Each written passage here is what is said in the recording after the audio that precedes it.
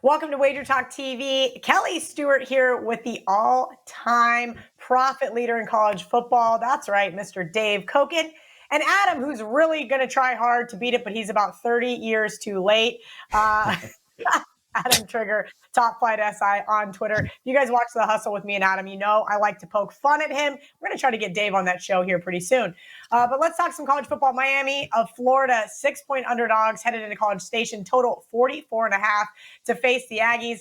And Dave, I'm going to go to you first because you said before, sounds like you and I are on a square dog. I used to let that bother me, but at this point in time in my career, I stopped worrying about who's on what with me. I truly do believe that A&M probably should have never been a top 5 team to start this season, and it wouldn't shock me to see them drop 2 in a row at home.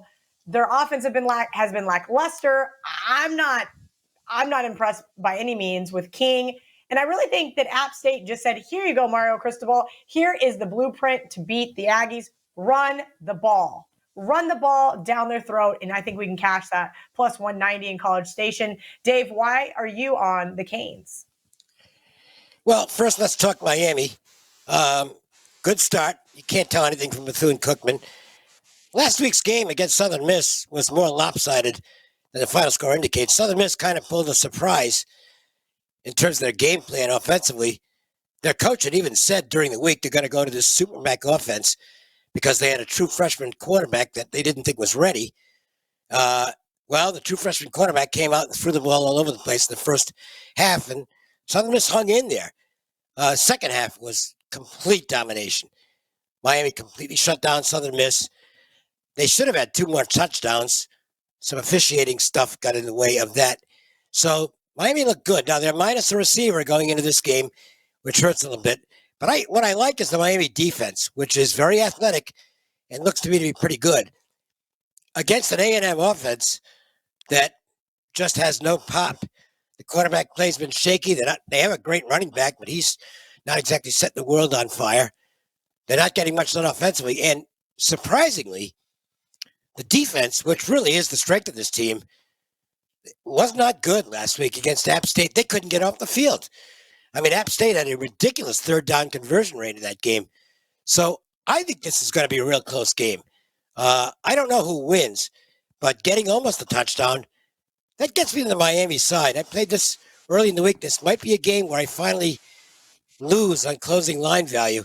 My bet so far in college football, 12 games, 10-0-2 in terms of closing line value. This might be the first loser because I think this line could get higher than it is right now. We'll see. But I'm gonna stay with Miami plus the points.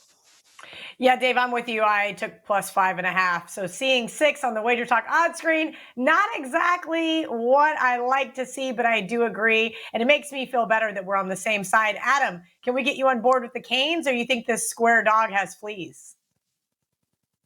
Yeah, it's not gonna be a clean sweep this time. I'm looking the other way in this game. I'm not sure I'll get to the window with it, but I will try to make a case for Texas A&M here. First, it goes against every fiber of my being to bet against Texas A&M in this spot, right? Like they were number 6 in the country last week. They're now number 24. It's the tied for the largest drop in history. And everyone's on Miami. So personally, I just can't do it. With that being, and then the other thing here is, Texas A&M had the ball for 18 minutes last week. Some of that's their fault, but I do think App State deserves a little credit here. I thought Appalachian State played a great game. I'm actually kicking myself for not coming back with them. I had them against North Carolina. I didn't come back with them last week. Of course, they win outright as a huge dog. But I guess I have my issues with Miami. As Dave said, you're not going to tell a ton you're not going to tell anything from the Bethune-Cookman game. I wasn't overly impressed against Southern Miss last week. Tyler Van Dyke was sacked 4 times. That's certainly not going to fly against A&M. If there's a strength of A&M, it's going to be their defense and their ability to get to Van Dyke and make it. And he missed a lot of throws too. That's something I noticed in that Miami game. He was not overly accurate, and that's not going to fly against A&M either.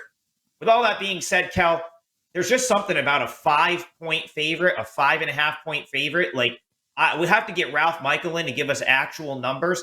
I don't love laying 5 or 5.5 points And I was 6-1 in football last week. My one loser, Central Michigan -5.5. So it's just this number tends to be a good spot to jump in with the dog. Usually it's because the betting public sees something short of a touchdown. Here, that's not the case. Everyone likes Miami. I like Texas A&M. I doubt I'll actually get to the window with it, but that is the way I'm leaning here. Dave, after doing videos all last season with Adam, he's finally realized you don't want to be on the opposite side of Kelly and Dave.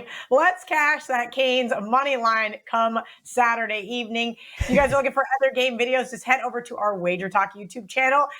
Type in the search bar, and I guarantee we've got some game that you are looking for, minus, of course, some of those obscure ones. But we're doing a whole mess of games today with Dave and Adam.